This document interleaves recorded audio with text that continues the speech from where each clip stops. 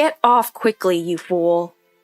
Having regained my memory, I vowed to abandon the husband and in-laws who had subjected me to this. Where am I? My name is Meg, and I'm 28 years old. When I woke up, I found myself lying in a hospital bed. As I was confused why I was there, I heard footsteps, and a man rushed into the room. He approached me with an angry look on his face, but I didn't recognize him at all. I don't know this person. Excuse me, but who are you? Meg, are you kidding me? If you're awake, you must be fine, so leave the hospital right away. Being hospitalized is such an overreaction. You're dragging me into this mess. He yelled at me like that. How rude of him to shout at me upon our first meeting.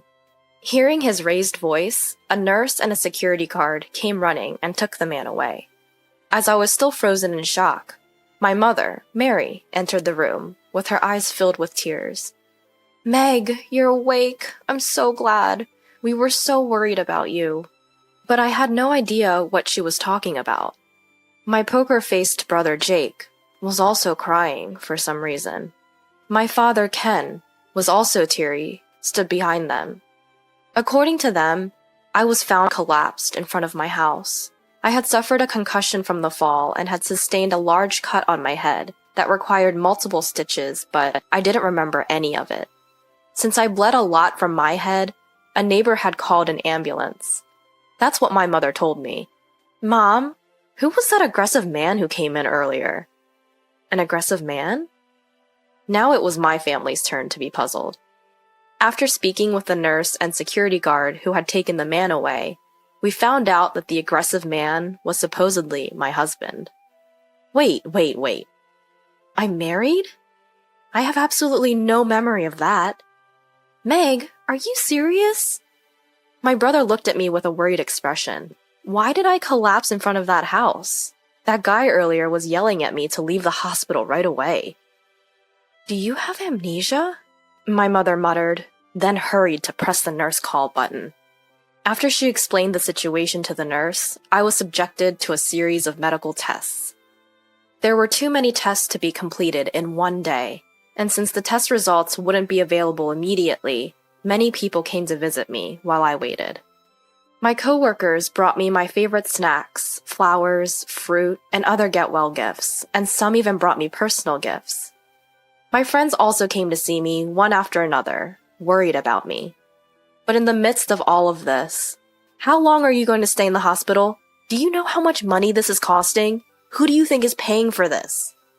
Leave the hospital as soon as possible. What a lazy wife you are. Get back to work quickly. We're short-staffed because of you. Among the many visitors, the people who said these unbelievable things were my husband Kevin and his parents. When my father happened to witness their behavior, he was initially taken aback by the sight of them that he had never seen before. My daughter has been seriously injured. She's in the hospital because she needs to be. You heartless people shouldn't be saying such things to her. But he soon retorted in a voice I couldn't have imagined from his usually mild-mannered demeanor. Please leave immediately. My brother and mother sided with my father. Please don't come here anymore. That day, I left hurriedly due to my family's fierce stance, but my husband and in-laws still came persistently, complaining and shouting about when I would be discharged and how much trouble I was causing. Eventually, I was moved to a private room, and they were denied visitation. The hospital let me stay in the private room for the same price as a shared room, so I was lucky. The test results showed that I had completely lost a portion of my memory. It felt strange that something like this could happen in reality. The doctor initially suspected a traumatic injury, but since I didn't have any bleeding in my brain despite hitting my head on the concrete road, it seemed that it wasn't traumatic. I was diagnosed with a psychological condition triggered by hitting my head. I really don't understand anything. I can't even remember my husband's face, and I can't believe I was married to him. Apparently, I was married and living with my in-laws. My husband, Kevin, is 35 years old. He was working at my in-laws' store. I was working as a secretary at another company, so we were both working. However, my actions were monitored by Kevin and my in-laws. They took my salary, and it didn't seem like a happy married life. They checked my work schedule, and on my days off, I was helping at the store, ran by my in-laws, without pay. When my salary was deposited, almost all of it was withdrawn, leaving me with no money to use, and I was responsible for all of the household chores as a wife. Despite working the same condition, Kevin would say, "Why do I have to do the housework? Isn't that a woman's job?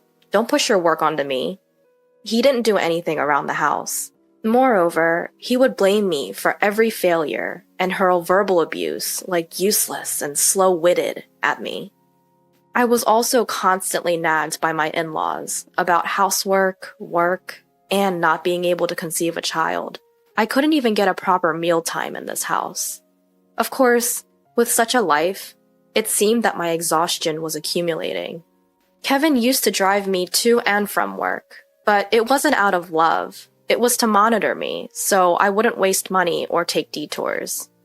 My coworker and friend Betty told me about my married life. I had apparently talked to Betty about my troubles with my marriage to Kevin and living with my in-laws. As I listened to Betty's story, I gradually began to remember the day I got injured. That day, as usual, my husband was yelling at me in the car on our way home from an outing. "You took so long for shopping, and now we're going to be late for our appointment. What are you going to do about it, you slowpoke?" It wasn't my shopping. I was looking for something your mom asked for. If you had helped me to look, we would have finished sooner. Don't make excuses. It's something you were asked to get. Every time I go out with you, I end up in a bad mood. I should have never come along. My husband didn't stop yelling at me for nearly an hour, and when we got home and I tried to get out of the car, my still angry husband said, "Hurry up and get out, you idiot!" And with that, he pushed me out of the driver's seat. I then fell out of the car, hitting my head on the concrete ground. Despite this, my husband didn't stop. He just drove off somewhere. A neighbor saw me lying there, motionless and bleeding from my head, and called an ambulance for me. Since I remembered this, I called the police and told them about the incident. The investigation proceeded. A nearby security camera footage confirmed that my memory was true. When I heard this, my body shook with anger. Why did I have to endure such treatment? I swore in my heart that I would make him pay the appropriate price. Although the fact that I was married to Kevin still feels vague and like someone else's business, my strong fatigue, my emaciated body, and the blood test results all show that my condition was terrible. It must have been the married life Betty told me about. Of course, after being discharged from the hospital, I didn't go back to the house with Kevin and his in-laws, but returned to my parents' home. At my parents' home, I was treated like a princess. "Meg, today we made your favorite, fried chicken. Eat as much as you like. Today, your dad bought a cake. Let's all eat it together later." In this way, my mother prepared delicious meals every day, and my father and brother took great care of me. Thanks to my mother's delicious cooking, my body gradually recovered, day by day. My workplace was understanding, and they told me to take a leave of absence and return to work after fully resting. Because of my life at parents' home, not only did my accident injuries heal, but my body's fatigue also improved, and my hair and skin, which had been in terrible condition right after being admitted to the hospital, became beautiful again. It became clear how much stress I had been under in my married life. Suddenly, anxiety crossed my mind. Does being married mean I have to go back to that house? Such anxiety unconsciously slipped out of my mouth. Don't worry about that. Nobody would force our precious daughter to return to a house that pushed her this far. You should divorce him and cut ties as soon as possible. My mother said so, and after discussing it with my family, they decided to ask a lawyer who was a friend of my father. This lawyer knows me since I was a child and had a long relationship with my father. After hearing my situation, the lawyer, like my family, angrily agreed to help. Thanks to the skilled lawyer, the process of divorce started smoothly. Meanwhile, at the house where Kevin and his in-laws lived, Kevin and his parents were fuming. "When is she coming back? The housework and the store can't run smoothly without her. We need her back as soon as possible."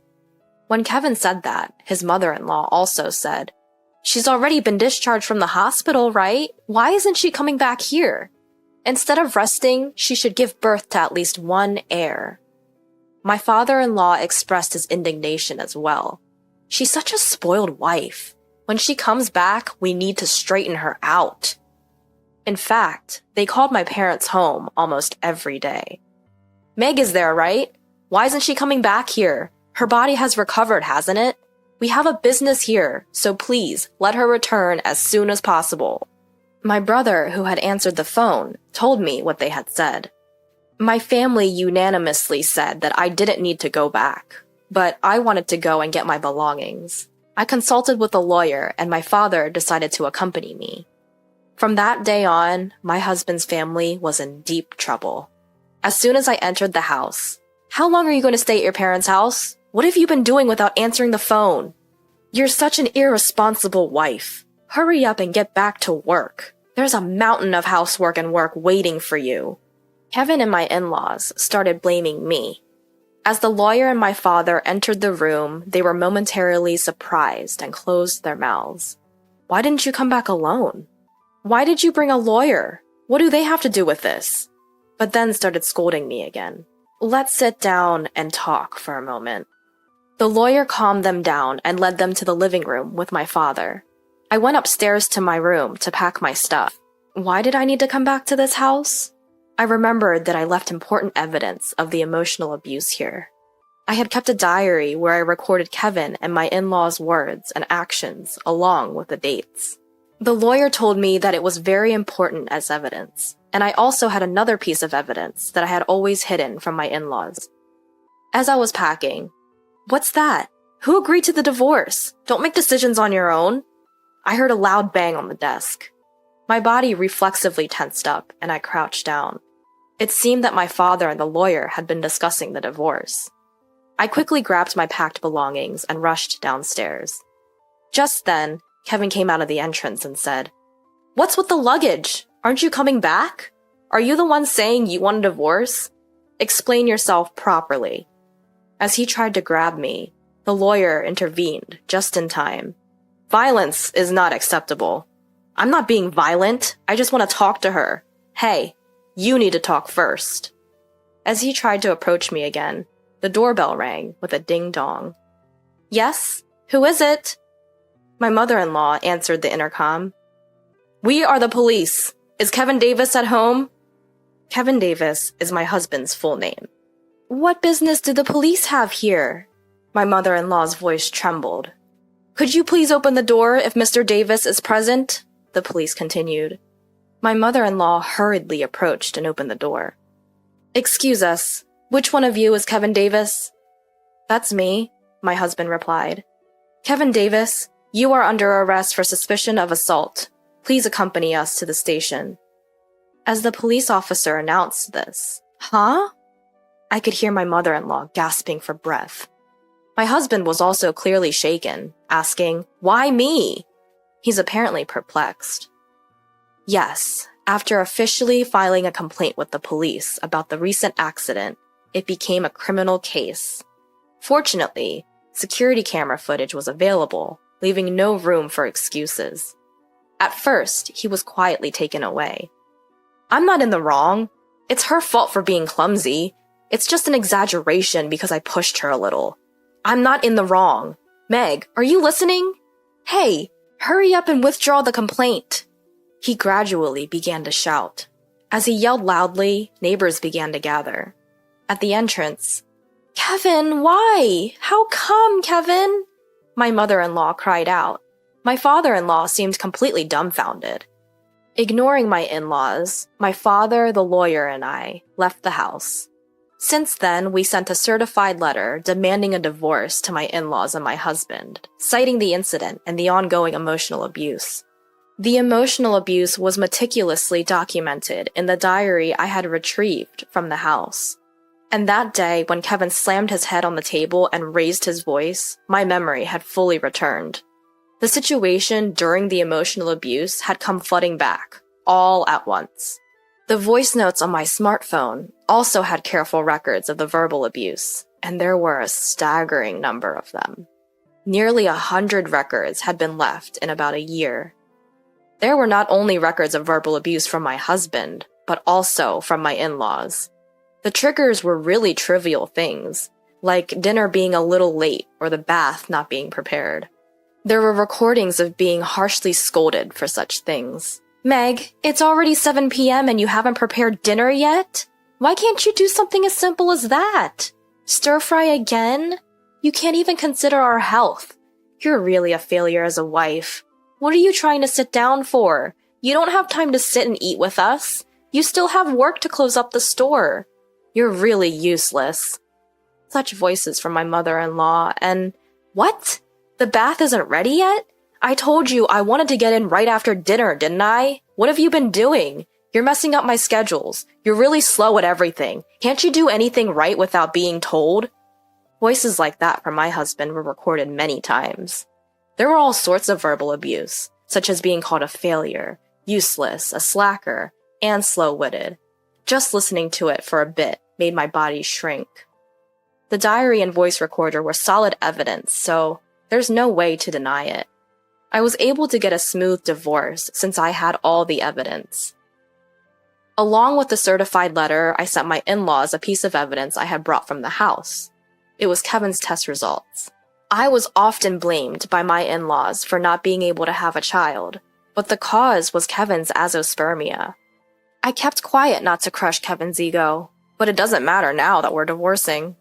They must have been looking forward to an heir, but they probably couldn't have imagined that their son was the cause of infertility.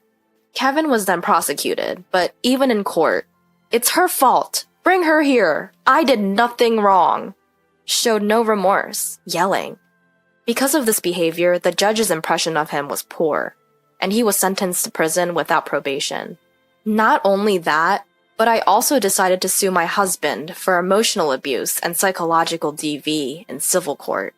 I'll make sure to get compensation and cut ties with that man completely. There's no affection left for my husband now that my memory has returned, and I feel relieved to be getting away from him. I can rest easy knowing that I won't have to see him while he's in prison. As for my in-laws, I negotiated using the evidence of emotional abuse and received compensation. At first they argued, "Why should we pay? We have nothing to do with this. If anything, we were teaching her how to be a proper wife, and she should be grateful." But when they found out there was evidence, they probably didn't want their business to be affected, so they paid more compensation than the going rate. However, my in-laws' fears became a reality. It was only natural that their son, who worked with them, got arrested. Rumors spread, such as, "Did you hear? The son of that store pushed his wife out of the car and seriously injured her." They were always bullying their daughter-in-law. Even though she worked outside of the house, the daughter-in-law was forced to work for free at their store. Because of these rumors, the store was far from being able to continue its business. Customers gradually stopped coming, and it seems that the store went out of business just 6 months after Kevin's arrest. They had taken out a loan using their land as collateral, so they lost both their land and savings and ended up filing for bankruptcy. Now, they are living modestly in an old apartment, receiving welfare. I wonder if the three of them will live together once Kevin is released. It's none of my business anymore. "Meg, would you like to go out for dinner tonight?" My boss and current boyfriend Ronald cheerfully asks me after work. "Stop it, everyone's still here." "Oh, you two are always so lovey-dovey, I can't even watch." We don't care the teasing from our colleagues. I made a reservation, so let's get going. He pretends not to hear me. A few years after my husband's arrest and since his release, he has been supporting me, always listening to my troubles as I was being harassed by my ex. Eventually, he gave me rides to and from work. One day, my ex approached me suddenly, saying, "Meg, I have something to talk about. Let's live together again. I've changed my ways, so I'm sure we can make it work." Ronald stepped between us and said, "Stop bothering her." My ex fought back, saying, "This has nothing to do with you. It's between me and Meg. Stay out of it." Ronald replied, "Meg is important to me. You need to give up on her already. I'll call the police. I won't hold back if I see you again. Thankfully, I haven't seen my ex since then. Ronald used to play sports, so he has a good physique and a strong face, which was probably very effective against my not-so-large ex. He's also a sweets lover, which is a cute contrast to his tough appearance. He's a wonderful person who always respects my opinions. Oh, you're late, Emily. I'm starving. Get dinner ready, will ya? The living room looked like it had been ransacked. Lying on the couch like she owned the place, my mother-in-law pushed me to my limit. That's it, I'm done taking this from her. My name is Emily. I met my husband Samuel through work, and we got married. We're both career-driven. We love our jobs so much that we discussed how to balance work and family life before getting married. Once kids are in the picture, priorities shift, and you have to make sacrifices. We chose not to have children so we could focus on our careers and eventually go independent. We share the housework and vow to support each other. Our jobs keep us busy, but we get along well. We spend our weekends chatting about work or enjoying some leisure time. But there's one yearly event that's pure torture for me: going on vacation with my father-in-law and mother-in-law. Samuel and I agree that family is important. Since he respects my family, I want to do the same for his. I don't mind going on these trips. It's just my mother-in-law who irks me. She just can't stand me. During a family meeting, Samuel explained that we wouldn't be having kids and would continue working. While my father-in-law was understanding, my mother-in-law flew off the handle. How can you marry a woman who doesn't want kids? I've been looking forward to grandchildren. Women should quit their jobs when they get married. Women can't accomplish anything meaningful in the workplace. My father-in-law snapped back. Well, maybe you never accomplished much, but Emily has a promising career. This led to a heated argument between them. Samuel had to step in to break it up, exasperated. Ever since that terrible family meeting, my mother-in-law and I had been on bad terms. The day of the trip had arrived. Feeling downcast, I headed to the meeting spot where I'd see my father-in-law and mother-in-law. Samuel turned to me. Hey, it's alright if you don't want to do this, you know? I replied, no worries, let's go. Our trip with father-in-law and mother-in-law was an overnight stay. We had separate rooms for my in-laws, so we didn't spend the night together. A day or two of discomfort wasn't a big deal. When we arrived at the meeting place, father-in-law greeted us warmly, but mother-in-law seemed constantly upset. It was hard to enjoy the trip while not trying to annoy my visibly irritable mother-in-law. Father-in-law had recently retired from the company where he'd worked for years, although he was rehired for some time. While we caught up about his life post-retirement, mother-in-law only had sarcastic remarks. Any woman who doesn't want kids is worthless. Poor Samuel married to someone like you. You should quit your job and focus on housework, she muttered. Eventually, father-in-law had enough. What are you grumbling about? We're here to enjoy this trip together. What's there to complain about? You're the one who doesn't understand. She's always working and probably neglecting housework. How can you not feel sorry for Samuel? Exhausted by the sudden argument between father-in-law and mother-in-law, we decided to head to the hotel early.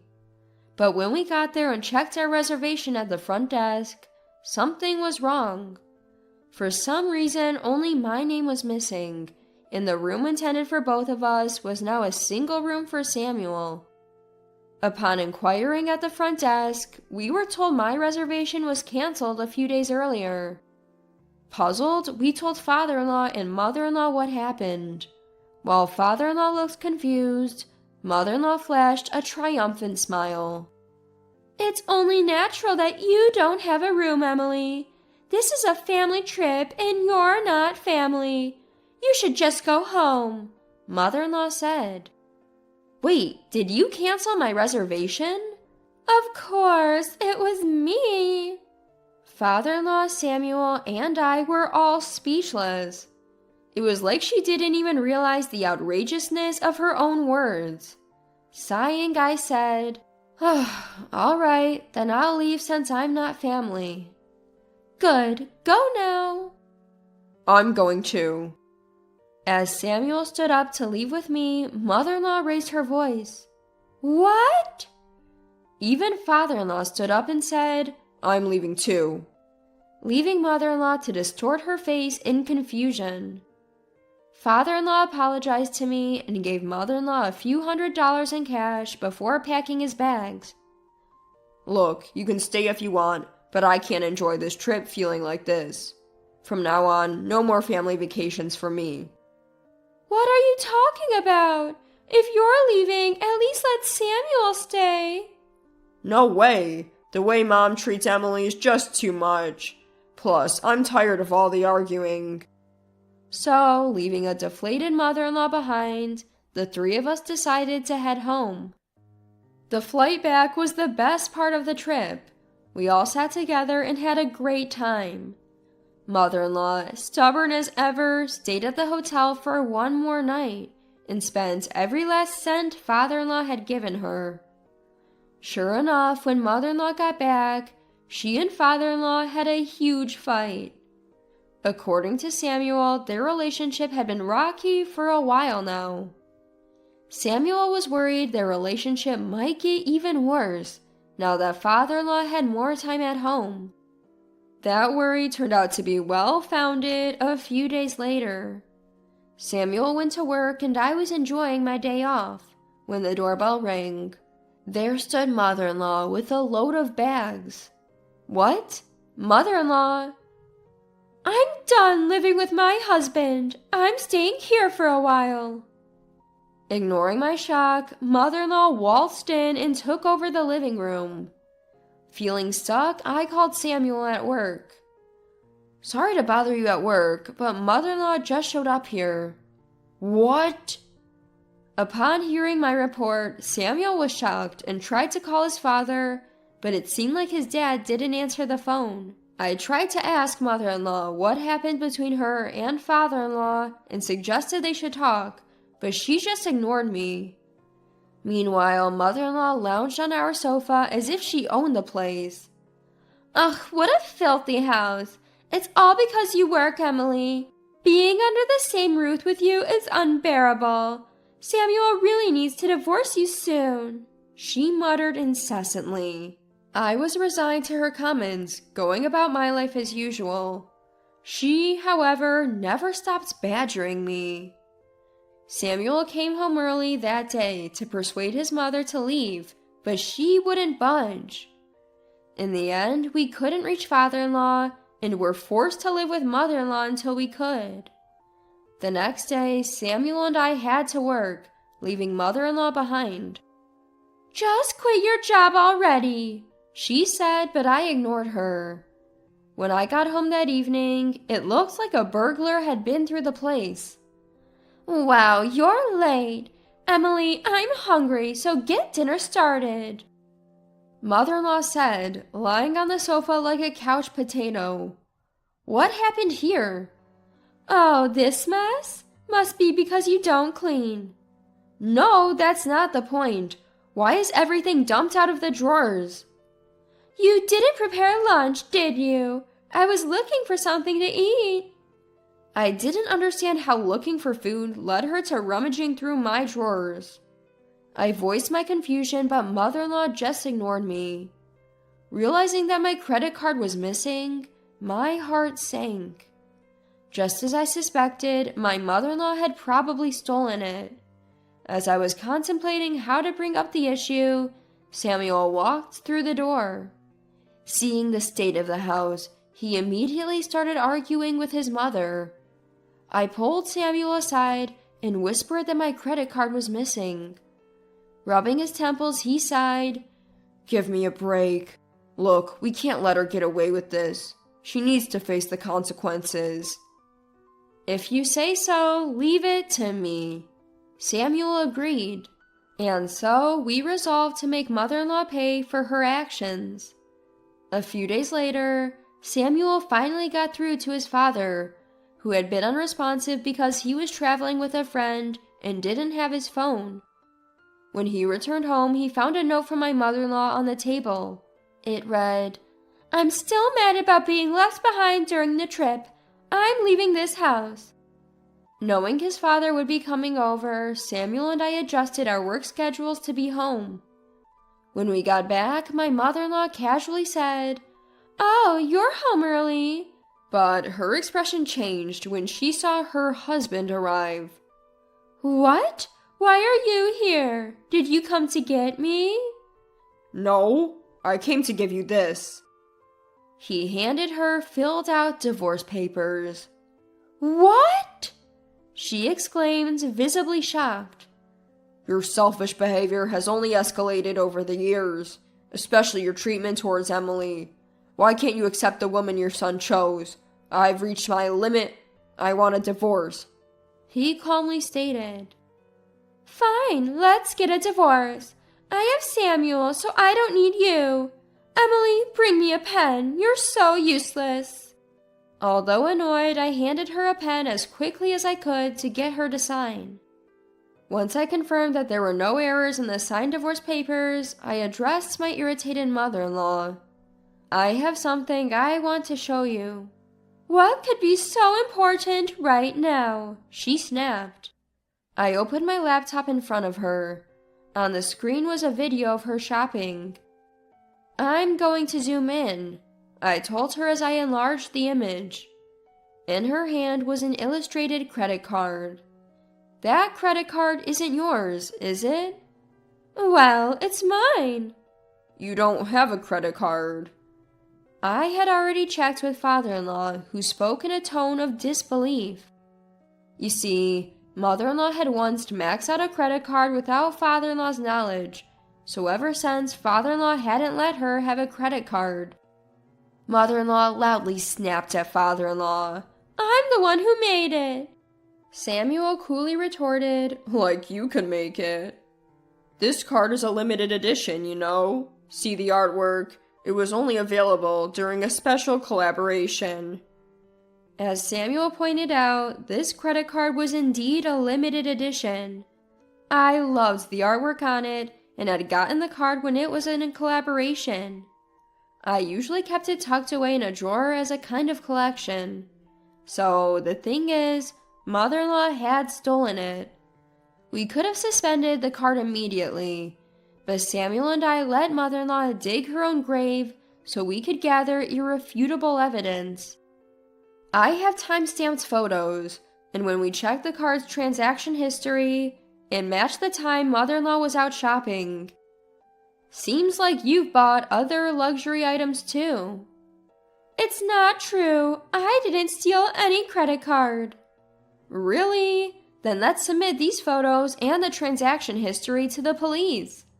We need to find out who misused the card if it wasn't you. The police? Mother-in-law's voice cracked in surprise. Of course, someone stole from us, I said, and mother-in-law started making outrageous claims. The photo is fake. Who would even take such a picture? Someone just fabricated this. I'm innocent. I took that photo. What? As I've told you before, I'm a journalist. I work as a journalist, capable of tailing people and collecting photographic evidence if needed. Mother-in-law had no chance of escaping with a pro like me on her tail. I operated my laptop and displayed photo after photo of mother-in-law buying various luxury goods. If it wasn't you, the police will figure it out when we present all this evidence. Don't worry, and if police involvement seems unlikely, we'll get a lawyer. I knew that police often don't intervene in civil matters. Them taking action over mother-in-law misusing the credit card without permission was unlikely, but I had used the threat of calling them. However, the idea of consulting a lawyer was real. I was collecting evidence photos to claim damages. Even if you're my daughter-in-law, I'm still your mother. What kind of horrible person takes such pictures of family? Odd, I recall you saying I wasn't family when we went on a trip. Upon hearing my confrontational words, mother-in-law's face turned beet red. In a flustered state, she shoved father-in-law aside and ran out of the house. While I was asking father-in-law who had fallen, "Are you okay?" Samuel sprinted out of the house. Given that Samuel enjoys running, he's pretty quick on his feet. Mother-in-law had no chance to escape and was caught almost immediately. I informed her that I would report to the lawyer that she had injured father-in-law in addition to running away. Although father-in-law wasn't seriously hurt, he did injure his back and had to go to the hospital. I told mother-in-law we would also be billing her for the medical expenses, to which she tearfully responded, "I don't have that kind of money." I didn't care. Samuel said, "I can't deal with parents like this," and handed mother-in-law a letter of disownment, thus completing her eviction. As promised, we contacted a lawyer we know and initiated the process to cut ties with mother-in-law, including claims for damages and medical expenses. Later, we heard that mother-in-law had moved in with her estranged sister and brother-in-law to borrow money. Although her sister's family runs a business and lent her the money, mother-in-law now works like a horse to pay it back. We ended up living with father-in-law. It wasn't a big deal, but we were concerned about leaving father-in-law alone with his sore back. Father-in-law has been proactive in helping around the house, which has been a great relief to both Samuel and me. Father-in-law's years of work experience also bring valuable advice to our careers. Of course, if father-in-law's health deteriorates, we're prepared to support him fully. Now that mother-in-law is out of the picture, the three of us are living harmoniously, enjoying the return of peaceful days.